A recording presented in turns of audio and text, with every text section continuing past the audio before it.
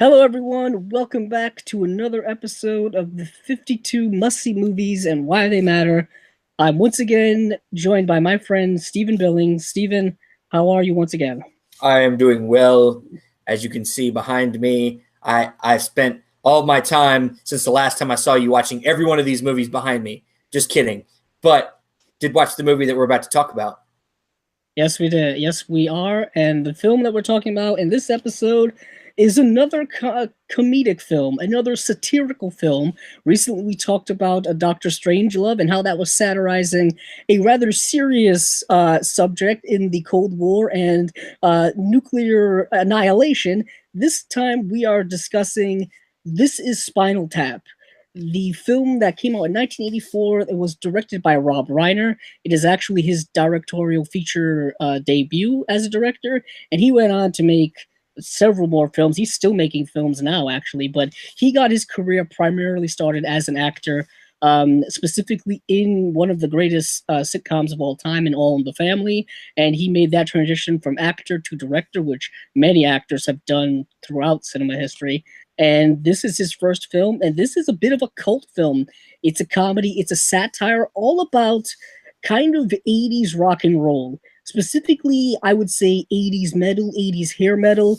If you're not familiar with the history of rock and roll, I won't delve into it too much.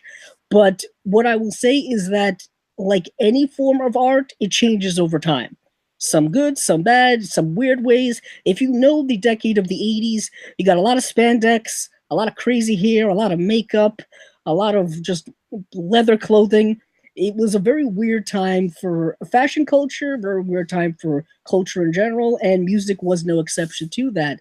So this is Spinal Tap is a mockumentary about a band called Spinal Tap. And for those of you not familiar with the series of episodes we've been doing, we've gotten, first of all, we've gotten all the movies we've been talking about from this book here, the 52 essential movies, 52 must-see movies and why they matter, put out by TCM, written by Jeremy Arnold, and with the foreword by the late great Robert Osborne. And the last film actually in this book, chronologically, is This is Spinal Tap from 1984. And for those of you not familiar, we're going to spoil the plot, so go see this movie. But I was discussing with Steven beforehand, there's not a lot to the plot of this movie. So this may be a very brief episode, but I think we'll be able to flesh it out because it is on this book for a reason. The premise of this is basically there was this band called Spinal Tap, started up in like 1967, had a bunch of different names originally, playing on the idea that a bunch of bands have changed their names several times over the history of music, and they were the loudest sounding band in England. That was like their claim to fame. And it is now 1982, so it is like 15 years later, and they're putting out a new album, and they are going on tour to promote that album. And Rob Reiner plays this like fictional documentary filmmaker called Marty DeBurgi. I think that is actually his name is actually an amalgamation of like Martin Scorsese and Steven Spielberg and Brian De Palma and like Fellini and all he basically put all those names, cut them up, and made this one. But he is a documentary filmmaker, and he's going to be following this band, and the whole film is just him following them on this not so great tour of theirs. Steven, I know this. You're a big music fan. I know this probably wasn't the first time you've seen this movie. I know it wasn't my first time. No, I've seen it a few other times before, but it's always fun to you always go back in and you just love reliving all the moments in this movie. But yeah, they're doing their first tour of America since for about 6 years apparently. At the beginning of this movie, they hadn't done a tour in the U.S. So they're putting out a new album, hoping that they can kind of jumpstart their careers, hopefully with some new material. And the first thing that they kind of talk about with Rob Reiner's character is where did the origins of the band start? Which the funny thing about it is they really go into the cliche that all these like big electric rock metal bands started out like with the 50 styles music, where they were like the Beatles basically. Yeah. And they all like played very almost easy listening type of music. And then they're where they're at now, where they're playing heavy metal, sex, drugs, rock and roll type music. It's like totally the opposite, you know, and Yeah. it's hilarious. They all have like really like bowl cuts and like they're wearing like shitty. Yeah, it's hilarious. They have flashbacks to them. I think they call it like flower power music. Well, Kind of that mid to late 60s American rock and roll, like right around when the British invasion was about to happen, but you still had the flower power bands. You know what I mean? They were This was before like Black Sabbath would come in. I mean, the Doors were kind of around this time, but they weren't huge. Led Zeppelin was about to, hit the stage really in the late 60s and in the 70s. And that kind of changed music from like that flower power, like bold haircuts. Everybody's got like acoustic guitars and they're all on like the Ed Sullivan Show, and changed it to, and flash forward to the 80s where it's leather and spandex and electric guitars and people just shredding and going on 10-minute solos, trying to play as fast as they can and everything like that. And it's funny, they in that specific interview, they're talking about like the name of their band, before they became Spinal Tap. They were like, well, we were called the Originals, but then we realized that there was another band in the town that was also called the Originals. So we changed their name to the New Originals. And then, eventually we found out that the Originals changed their name to the Regulators or the Regulars. So then we were like, well, let's go back to the Originals, but then we're like, nah, I don't, let's not do that. it doesn't make any sense. They make no sense. They just, yeah. And there are some familiar names in this movie, really before they became more well-known. We have Rob Reiner, of course, like we already mentioned, but we also have Michael McKean, Christopher Guest, and Harry Shearer, and there's some cameos by some other actors as well, like Fran Drescher makes a cameo. I believe Fred Willard makes a cameo. If you would know that Fred Willard would basically go on to be in all of Christopher Guest's movies, which were essentially just mockumentaries for most part. If you've seen A Mighty Wind or Best in Show and stuff like that, Christopher Guest basically took the model of this mockumentary style and made a career on it, and came up with some really funny, great films. So it's interesting to see those guys, and they are the main three members of this band. Michael McKean plays the character of David St. Hubbins. Christopher Guest is Nigel Tufner, and Harry Shearer is Derek Smalls.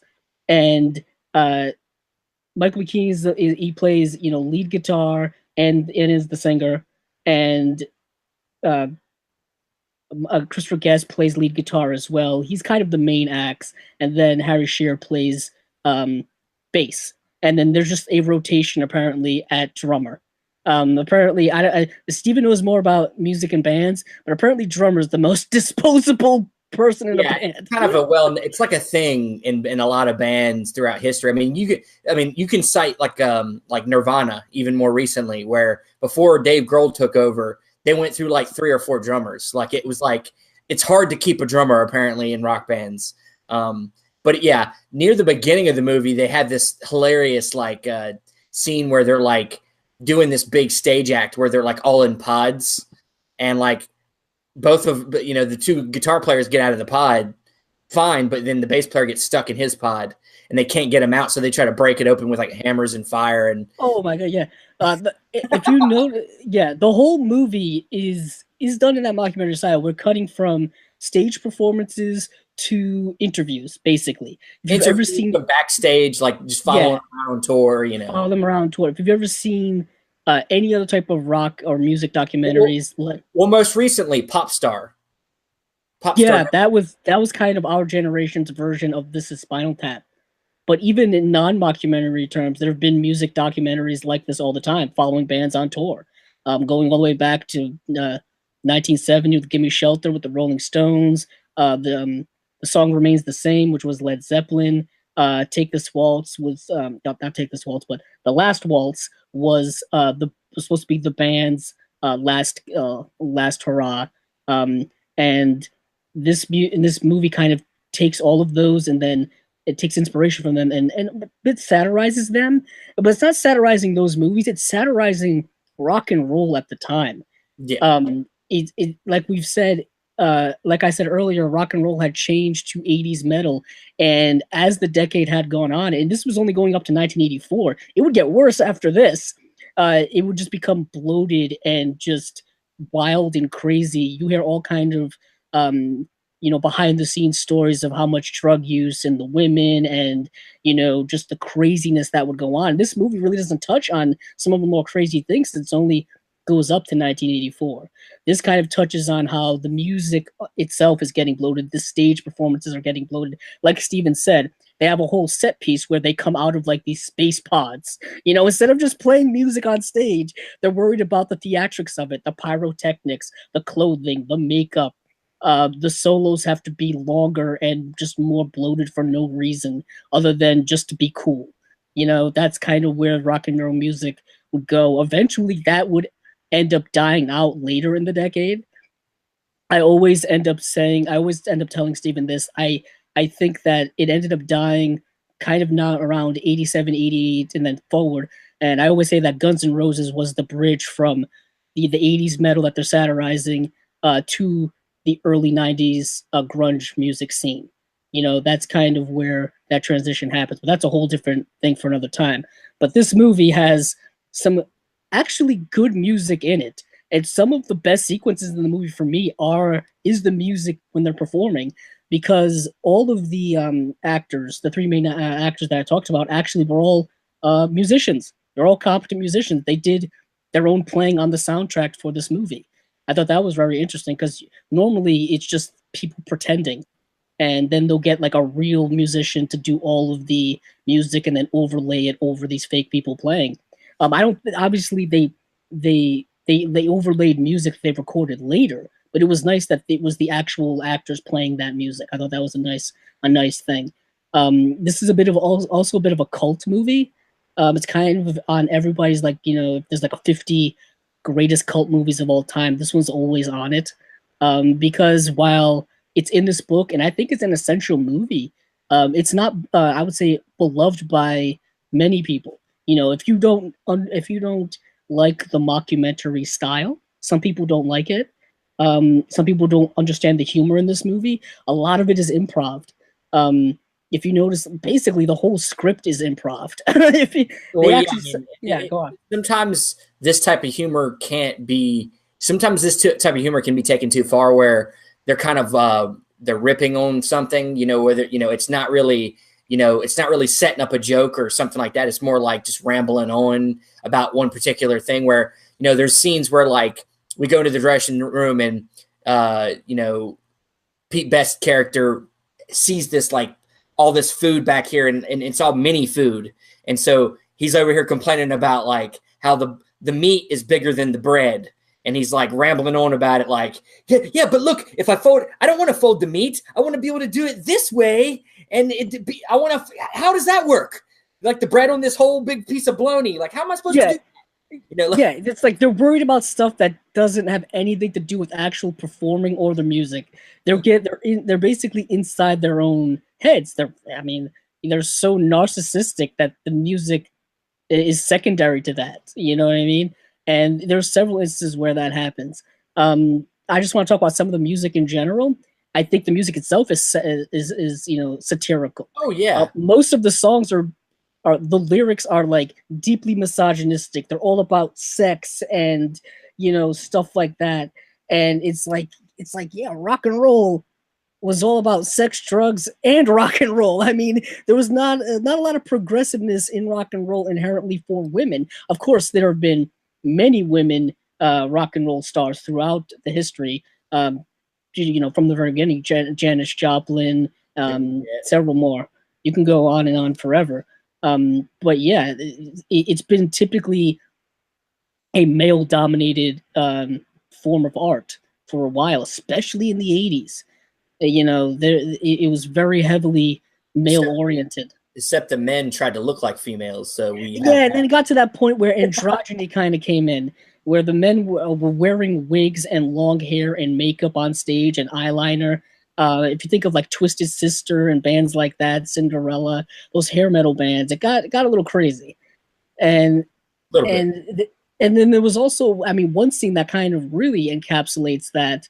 It kind of shows the misogyny is early on, where they're at kind of like this this dinner party or this meeting where it's like record the record company's thrown put it together. I think Fran Drescher is like their publicist. I believe she's their publicist, and she basically tells their band manager Ian Faith was his name, that the record company is not going to put this album out unless they change the album cover, because the album cover was it was first of all, the album's name was what was the album name, Steven? I'm gonna look it up. Bad. But yeah, this is really bad. That's crazy. I was just talking about this. Smell the Glove. Smell the Glove. That's the name of the album. And basically, this album cover was a woman on all fours with a dog collar around her neck and a man holding the leash, and then like with like his hand across her face, basically suffocating her. Smell the glove. And it's probably the most misogynistic cover you could possibly think of. And then she made this comment, yeah, it's the 1980s, not the 1960s. You can't get away with this anymore. And what is very interesting is that misogyny still exists in the music industry today. Maybe not that overt, but we hear stories about things like that in the movie industry still happening, that have happened forever. Things happen in the music industry like that forever. And the movies and in that one scene, they're kind of commenting on how that cover's not going to fly, and that misogyny is not going to be, not going to be allowed. And there's another scene where Rob Reiner's asking them, like, most people who identify with your music in your crowd are basically young boys. And it's like, because all the music is so pro male sex fantasy type thing that of course, like, adolescent teens would like to hear that type of stuff. Yeah, what's funny about that is I feel like in today's music culture though, it kind of has flipped in a way when it comes to hip hop music, because hip hop music is a lot of times very much misogynistic towards women, but women love it. Women sing that. I hear women like singing these lyrics of these hip hop songs and rap songs, and I'm like, you hear what you're saying? It's like saying women do this, women do that, and I'm like, this is what? Yeah, it's something that is, I think, throughout not only rock and roll, hip hop, I think most mainstream genres of music go down a similar road with some of the same thematic material, if that makes any sense, whether it be misogynistic or not. I think they all kind of repeat themselves, and every generation like endears themselves towards that. It just seems to be a pattern. Well, you know what I mean? I think it's the music. I think it's music industry trying to fight back against, to make sure that they can keep their freedom of speech. It's the thing is as much as we want to, and this goes into a whole bigger thing of censorship in general that is going on in our, in movies and everything nowadays, with people having to apologize for bringing up, making fun of somebody with a food allergy in a Peter Rabbit movie, stuff like that. Like, music. Sometimes artists have to, push the boundaries, push back, because censorship is so crazy nowadays. And the thing is whether or not you want to believe it, it's real life. The things that, even though it might be misogynistic or something, a lot of times that's how people are towards each other, and that's how people think, and that's how people act. And it's not that maybe that they're, maybe they are, maybe they're perpetuating things, but still it's reality. It's what that's one of the many, I would say, negative aspects that are very much ingrained in our culture that we're starting to recognize more so. And I think there has to be a certain way to address it. I think banning it altogether, I don't think is going to be the cure-all. Just because you don't see something doesn't mean it's not there. You know what I mean? Something like that. The thing is you, at some point you got to take responsibility for your own actions. You can't blame music, or you can't blame movies for people acting the way that they do. People choose to act that way. So don't Right. blame somebody that decides to use it in their art. I mean, that's them reflecting on their reality. So, which is what is people making decisions every day. So it's Right. just, it's, I think that, you know, a movie like this really can shine a light on stuff like that, where it's like, who do we really blame here, you know, Right.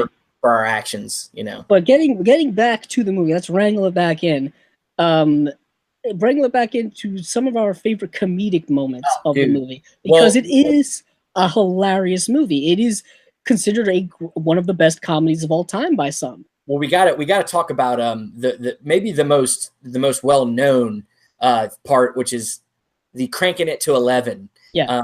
where Pete Best is talking with Rob Reiner's character about how, you know, do you notice on our speakers and our guitars that they go to 11? You know, most go to 10, but you know ours go to 11 because if you want to get it just that little bit more, you know. And he's like, well, why can't you just make 10 louder? And that's, you know, instead of doing that. Yeah, but 11's Yeah. more, you know. Yeah, but these go to 11.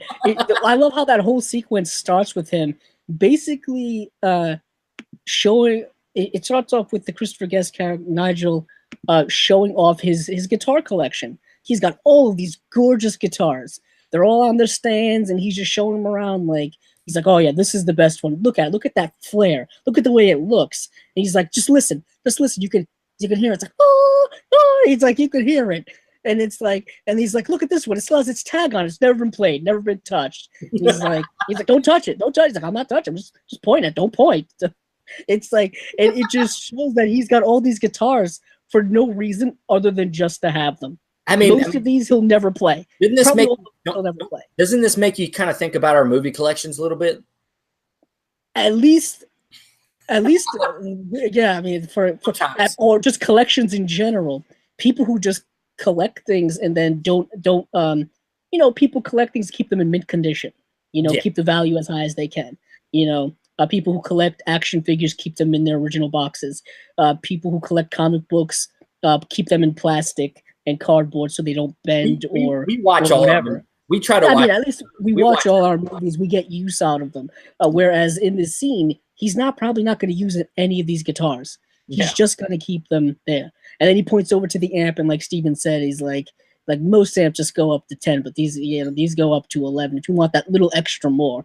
And then Rob Reiner's character is like, what? Why don't you just make 10 louder? And then that gives you the extra stuff. And it's like, what do you say to that? You just say, but these go to 11.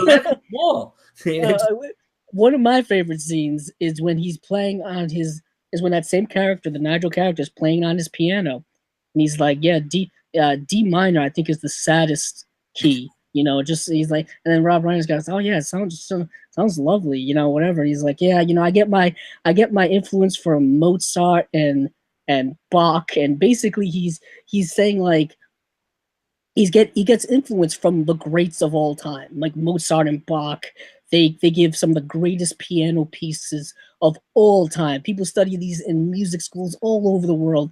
And then the Rob Reiner character says, "Oh yeah, what is this piece called?" Oh, it's called "Lick My Love Pump."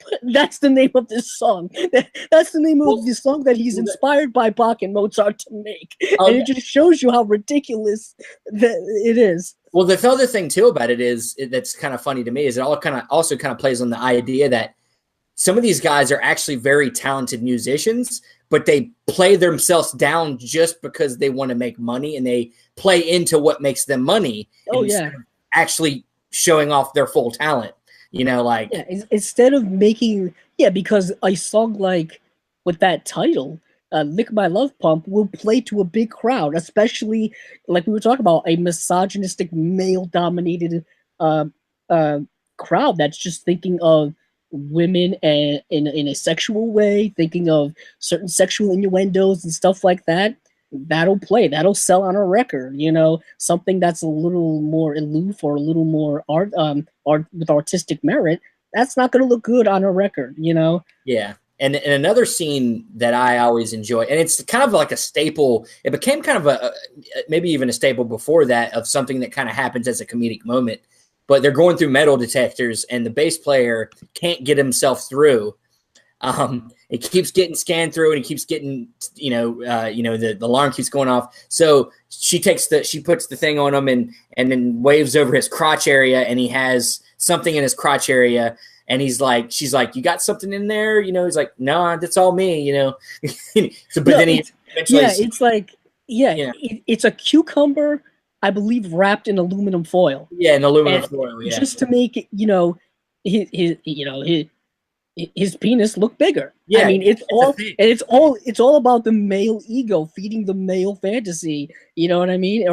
And projecting yourself as not real. And why he would take that through a metal detector at an airport makes no sense to me. Uncomfortable.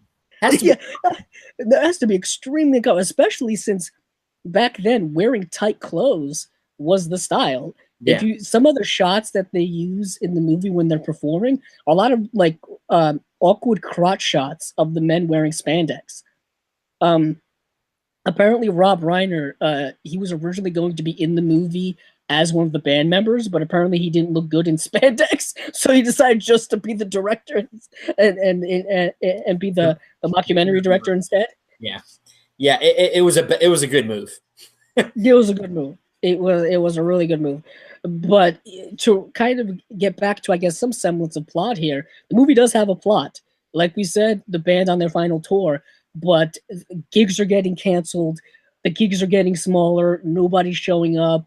The promotion's not there. There's one part where they go to a hotel and they only booked one suite by accident, and the manager fights with the guy behind the counter, and then he eventually goes back to the band and he says, "Oh yeah, good news. We got the rooms, but the gig's been canceled.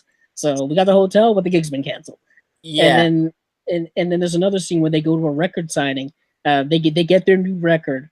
They change the cover. The whole record now is black, just the color black. There's no font lettering on it whatsoever that says the title of the album or the name. Just a black album.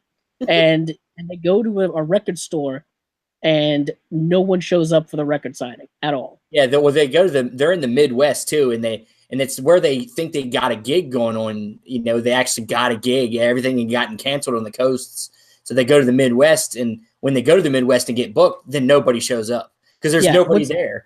Yeah, they can't. There was one earlier in the movie. I think like the first gig they get canceled or something. That one of the early gigs they get canceled is a gig in Boston.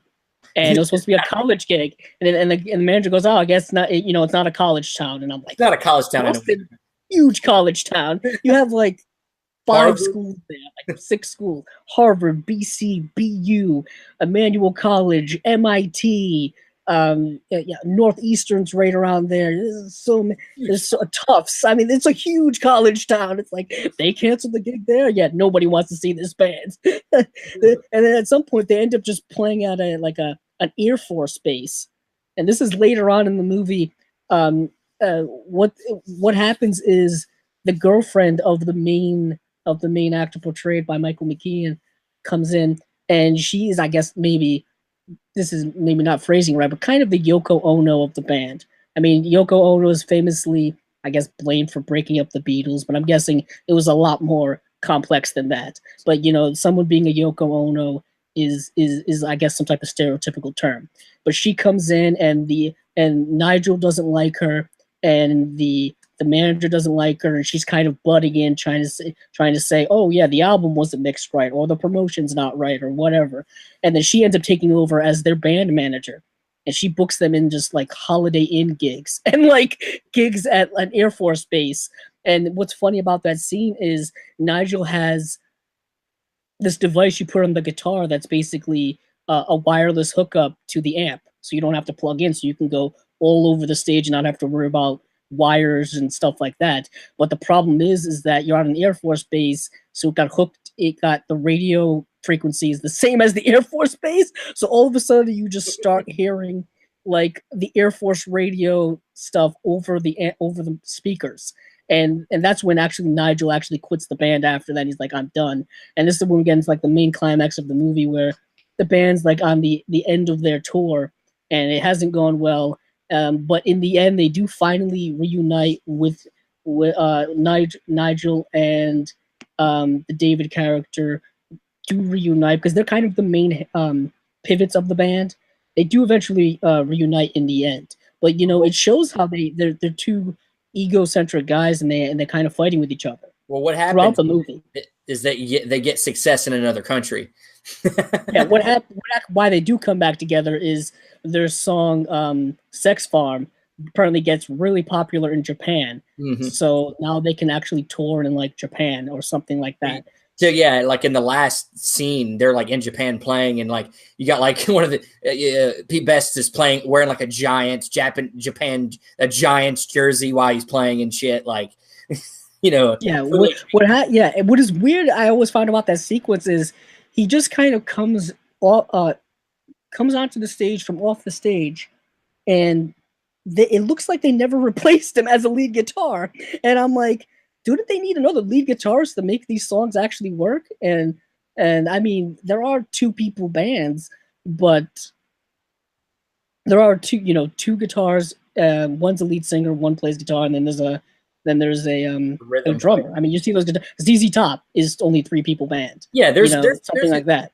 It depends on what kind of music, but they already established themselves as a 2-guitar band. Yeah, so like they couldn't play the same songs again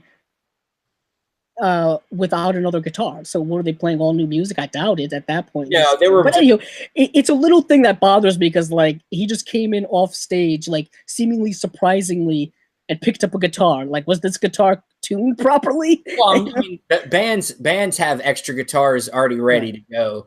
Oh yeah, yeah. If you've ever been to a concert and you see a guitarist changing guitars after every song, or even sometimes during songs. I was at a concert one time where the guitars weren't tuned right, and the guitarist got so mad he threw the guitar down. He threw it off stage and threw it away. Yeah, one thing that was pretty funny too, I remember thinking as we're talking about that, is a lot of time. I mean, not that it's not something that isn't real, but most of the time when you see a double guitar, where you have a guy that has a double guitar, it's usually a guitar player. But in this case, the bass player had a double bass. Yeah, where it was 2 basses for no reason. I don't know if there's any reason to have a double bass. I know there are multiple. I've seen it, but it's rare. Yeah, I know there are multiple different bass guitars. Typically it's a 3-string bass, but I think there's like a 6-string bass or something like that. Well, the idea behind having a double guitar or double bass is that if the song goes through a key change, you just switch guitars. And it's already in the right tune, right? On the guitar, so it's but it's like, come on, these are '80s songs. They can't be that elaborate. They're not that elaborate. I mean, they have great, like great guitar riffs and stuff like that. They're not elaborate. Just think AC/DC. They're very simple rock songs ultimately, except they have really long guitar solos. Yes. If you think of there's so many '80s bands. Def Leppard, like stuff like that. It's Van Halen, is another one. Yeah, they all have that was the thing with the '80s rock and roll. It was heavily guitar based, heavily electric guitar based, and that bled over to the '90s a lot as well. I mean, I remember growing up, like having an electric guitar, even if you couldn't play it, like was a signal that you were a really cool person in general. Leather jacket, electric guitar, and you were the coolest dude in the world. Maybe some sunglasses too. Maybe. But this is Spinal Tap is a hilarious movie. I mean, it's funny if you understand what they're referencing. If you notice, a lot of the stuff we've mentioned is specific. What is interesting about this movie is when people like Ozzy Osbourne saw it, and Edge from U2, and people like that, when they first saw it in 1984, this wasn't a comedy to them. This was like, this was real. I think Ozzy Osbourne said, like, I was the only one not laughing because it was so true. I think Edge said that he cried while watching it because, like, yeah, this is 100% true.